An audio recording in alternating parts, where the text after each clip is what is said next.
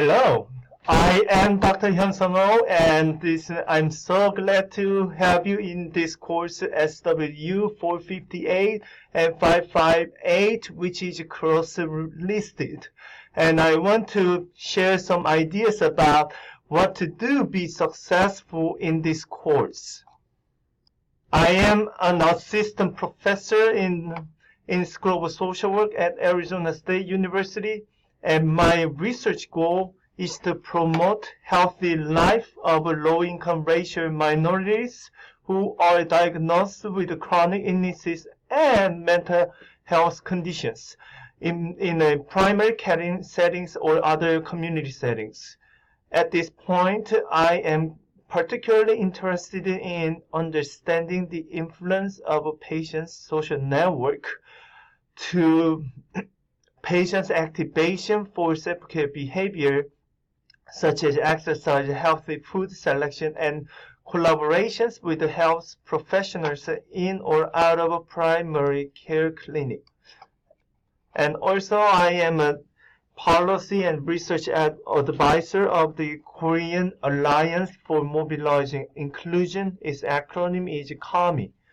KAMI is a flagship advocacy group for people with SMI in South Korea and has led a recent legal victory that successfully challenged lenient rules governing involuntary hospitalization of people with SMI in 2016.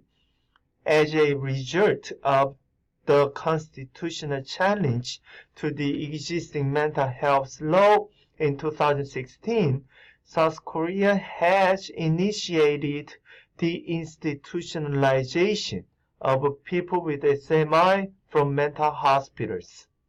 As a part of government's effort to push the institutionalization, National Human Rights Commission of Korea supported a mixed study which aimed to provide resources to people with SMI when reintegrating into the community. Findings of this research presented urgency of bolstering continuity of care in supporting people with SMI who live in community and demanded government and provider associations such as an association of psychiatrists to make prompt changes to mental health and social policy to facilitate the institutionalization. For this job, I have been relying on 6 tools.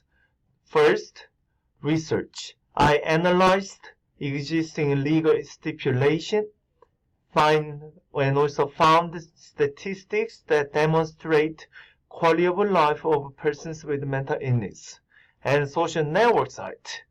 But through the social network site, SNS, such as Facebook, I disseminated knowledge and information that I gained from research. And also, I got invited to South Korea to meet peer experts, persons with SMI, family members, and other experts to discuss what should be done to make lives of persons with mental illness better. And fourth, collaborations with other key stakeholders.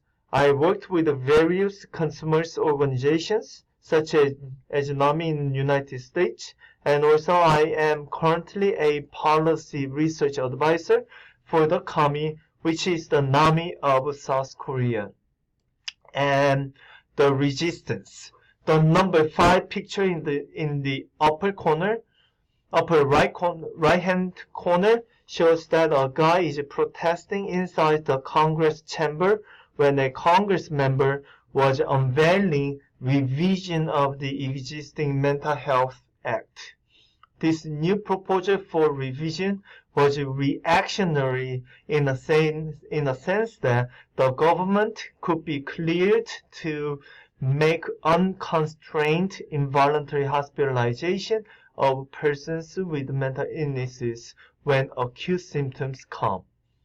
Lastly, but not the least, proposal of bill to revise the existing Mental Health Act. So the current version of Mental Health Act of the South Korea offers little community-based mental health services to persons with mental illnesses. So, a patient with schizophrenia stays inpatient psychiatric care, which looks just like an asylum-like living condition for 250 days on average. Although this bill has not discovered sufficient political power in the Congress, many consumer organizations and experts are on the same page, seeking to find the right moment like the one when the 1963 Community Mental Health Act was signed by President John F. Kennedy. In this course, I want to expose the students to basic tools, such as knowledge, theories, and empirical evidence to advocate persons with mental illness. However,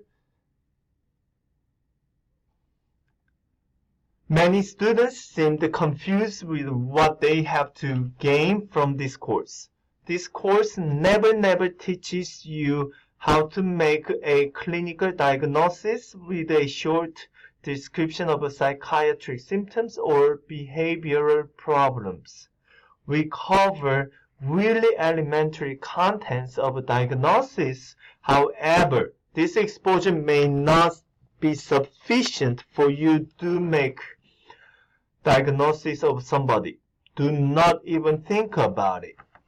What I really want from you is that you should understand how tough lives of persons with mental illness could be by psychosocial and contextual barriers. I can give you one example. When we rent an apartment, the United States government allows a landlord to do background check of a potential tenant. Many persons with mental illness have a history of eviction that often comes by behavioral symptoms. Because of such a history, many persons with mental illness have to either pay more deposit and monthly rent or cannot find the housing. I am sure many of you have not thought about this factor in the behind the scene that you are finding so many homeless people who have mental illness.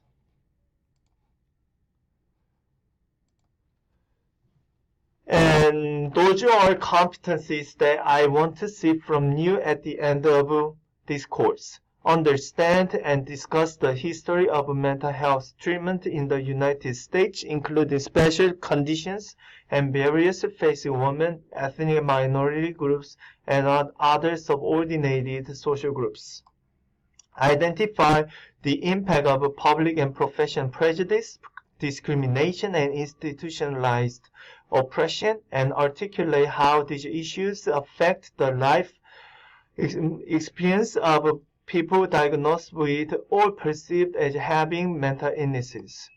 Understand and discuss the major current research-based interventions for psychiatric disorders and current ideas about how treatment should be organized and funded.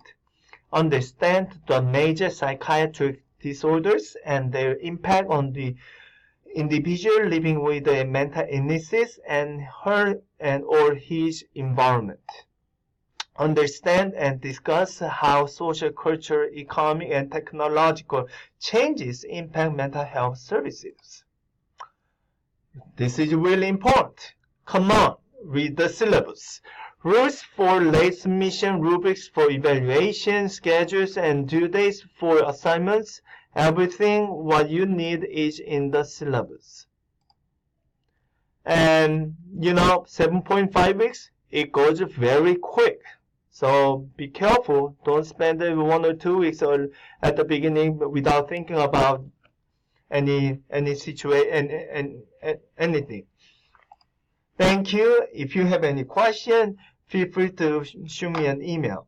I will see you soon. Bye.